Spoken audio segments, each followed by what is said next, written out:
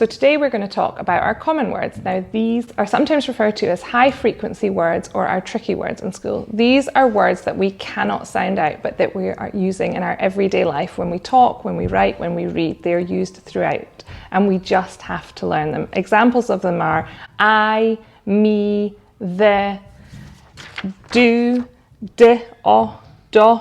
It doesn't make sense. We just have to learn it because we cannot blend them together.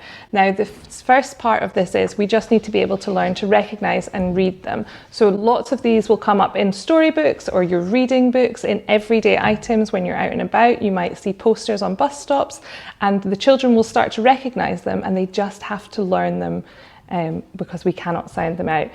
As we go further down, they'll learn to write them. When they start their writing, lots of stories start with the or I, and they just need to be able to know them so that they can use it because they will not be able to sound them out. When you are practicing writing them, this doesn't have to be with a pen and paper. You might do it in the bath once the mirror fogs up. You might practice there. You might go outside, make your words out of sticks. Keep it fun because the children will learn through that.